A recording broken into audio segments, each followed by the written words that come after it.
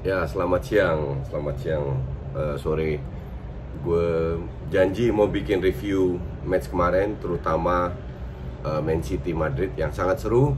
Tapi gue mau sedikit bahas Juve. Gue tidak nonton match itu, cuman gue baca beberapa di media ada yang ingin gue sampaikan. Cuman sebelum itu, kalian kan selalu ngeliat view ini. Ini gue sedikit tunjukkan view-nya apartemen gue.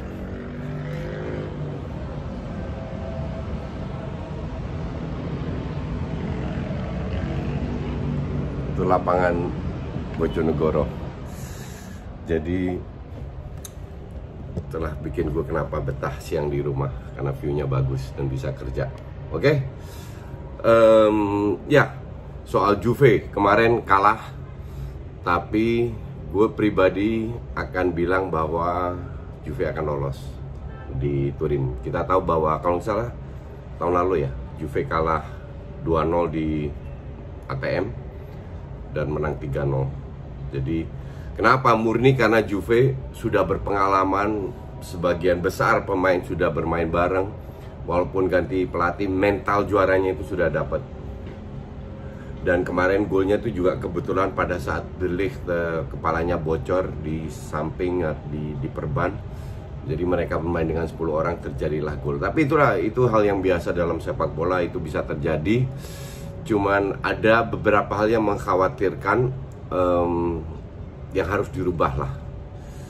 Jadi kemarin itu kalau nggak salah 0 shots on goal, dan shotnya juga sedikit sekali. Itu menjadi masalah karena kemungkinan besar Lyon akan parkir bis di Turin.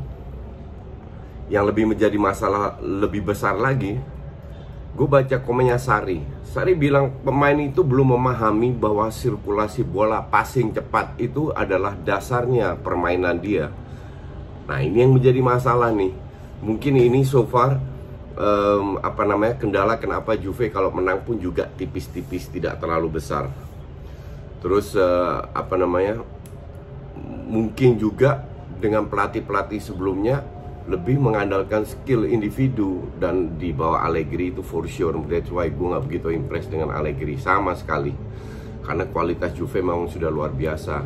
Seninya untuk melatihkan sebagai pelatih dengan tim dunia seperti Juve, lu bisa memaksimalkan performa sebelum-sebelumnya, yaitu yang menang Champions League. Kalau dulu cuma sampai final 2 kali, ya sekarang menang dan mendominasi Serie A dan selalu di papan atas. Ternyata kan tidak. Sari memiliki potensi untuk itu, tapi untuk merubah nampaknya para pemain ya mungkin ada yang nggak mau kerjasama, atau ada yang nggak bisa berubah, ya nggak ngerti juga masalahnya di mana. Tapi itu yang for sure harus berubah. Itulah mungkin alasan kenapa Juve so far di Serie A terseok-seok. Oke? Terus kita ke match hebat kemarin, match keren. Secara strategi itu keren banget. Mungkin fans kardusnya MU jangan nonton ya. Jangan nonton match kemarin karena kalian nggak akan ngerti. Kalian cuma ngertinya skor doang kan. Jadi nonton live skor aja, jangan nonton video ini. Kalau gue lihat mungkin untuk beberapa orang agak membosankan, tapi untuk gue nggak sama sekali, karena gue selalu melihat strategi yang diterapkan kedua pelatih, dan itu strategi yang berbeda. Perbedaannya adalah kalau lihat dari kualitas pemain, gue sedikit mengunggulkan Real Madrid karena ini sebagian besar adalah pemain yang sudah menang Champions League 3 kali minus Ronaldo, dan usia mereka juga sudah agak uzur lah, agak menurun lah, nggak jelek tapi cuman agak menurun. Dan sementara strateginya Zidane, gue bilang itu agak old school. Sebenarnya kalau gue lihat, ya mungkin ini banyak orang yang beda pendapat dengan gue ya. Strateginya itu nggak berubah dengan main 4-3-3 atau 4-2-3-1, 4-4-3-3 lah. Lebih mengandalkan Modric. Perbedaannya Modric dan De Bruyne itu sangat kelihatan di gerakan Modric itu. Dia mondar-mandir ke depan belakang, minta bola, menguasai, banyak dribbling. Dan kalau Kevin De Bruyne enggak, dia di press, dia langsung passing. nggak ada dribbling-dribblingan. Dia passing, terus dia cari posisi, dia minta lagi passing. Jadi beban distribusi bola ini lebih merata di Man City daripada Real Madrid. Real Madrid lebih bebannya untuk mendistribusi bola ke Modric dan juga berapa kali ke samping, terutama ke sayap kiri.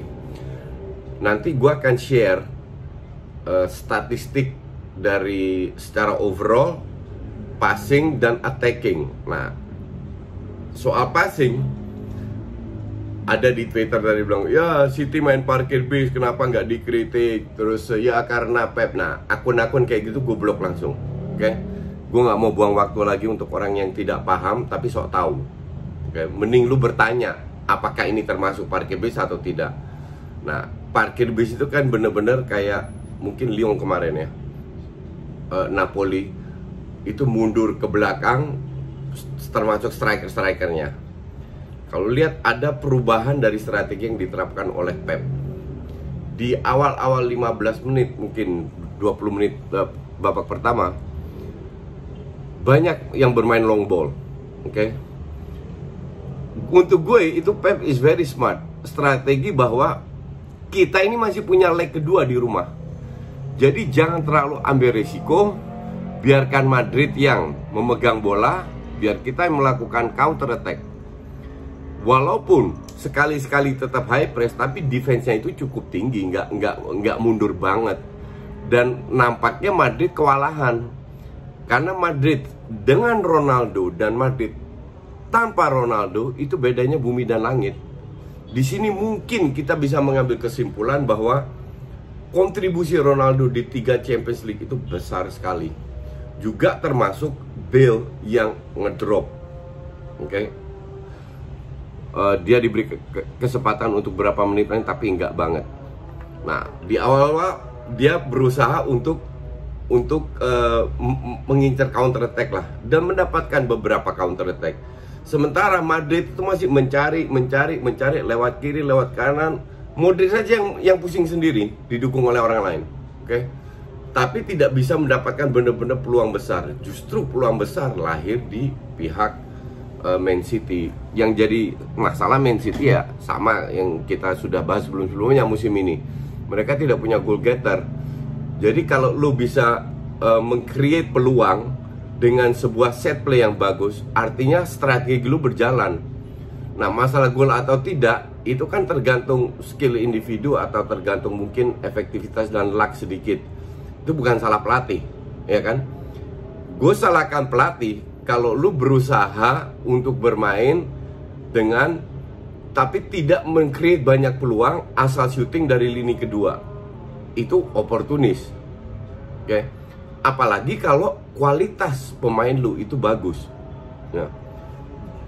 Di luar skor 1-2 gue itu nggak begitu penting karena gue fans netral. Permainan City itu lebih jelas patternnya. Kalau lihat kemarin pada saat mereka membangun serangan, ya 1-2 kali kesulitan, tapi lebih sering bisa keluar. Terutama, kenapa gue bilang textbook banget yang dimainkan oleh Zidane, jarak antar pemain depan, pemain tengah, dan pemain belakang itu ada gap 20 meteran. Dan mereka itu berdiri satu lini. Jadi bener-bener zona banget gitu loh.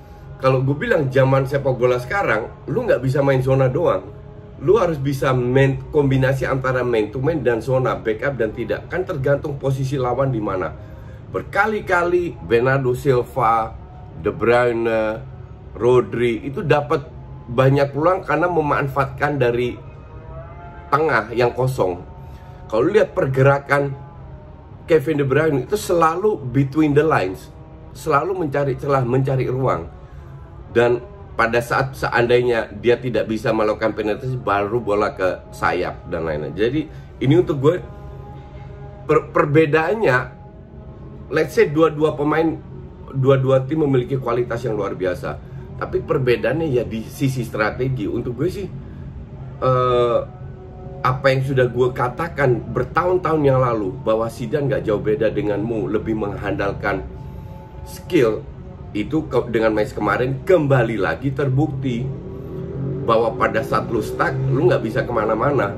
Sementara gue tidak bilang Madrid jelek ya. Kalau orang bilang oh Madrid main, enggak, Madrid sama sekali nggak jelek. Mereka memiliki berapa kali bisa bermain kombinasi bagus. Cuman pada saat stuck nggak tahu harus ngapain. Terlalu tergantung oleh seorang Benzema. Benzema memang so far ya dia doang yang bisa mencetak gol, betul nggak? Nah kemarin kebetulan Isco pun lahir dari dua kesalahan pemain belakang dari City. Nggak ada masalah, karena di sepak bola kan siapa yang sedikit bikin kesalahan dan paling efektif dia yang akan menang. Dan kemarin itu terbukti. Cuman kalau dari sisi permainan ya kalau ngerti sepak bola modern dikit, jelas-jelas City ataupun Pep, lebih ke Pep, unggul dari sisi strategi. Makanya pas kejadian 1-0 mulailah heboh, hahaha ketinggalan bla bla bla di Twitter gue, dimain aja. Nggak lama kemudian, oh ya soal penalti, apakah itu penalti? Apakah penaltinya itu diving? Apakah Ramos layak diberi red card? Satu, diving iya, definitely diving. Kedua, layak Ramos layak diberi merah. Kenapa? Karena bola itu ke arah gawang, bola itu di depan pemain, bukan ke samping, di depan.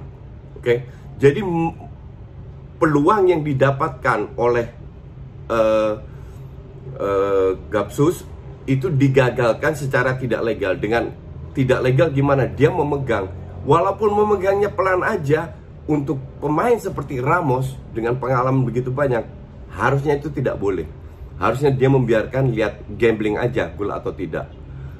Belum tentu gol juga kan. Jadi red cardnya sah, penalti sah, tapi si Gapsus diving. Golnya Gapsus, apakah itu pelanggaran atau enggak? Gue bilang enggak. Dorongan iya, tapi kan lihat power dorongnya seperti apa. Beda pada saat Fred mendorong Aspi lawan Chelsea, itu benar-benar ada tekanan dorongan di mana Aspi harus ke depan, harus mendorong Brandon kalau nggak salah, Brandon Williams. Nah itu baru kelihatan, dan keputusan wasit kemarin bagus semua. Jadi kalau bilang ada merugikan menguntungkan, itu bohong. Oke, see you in next video.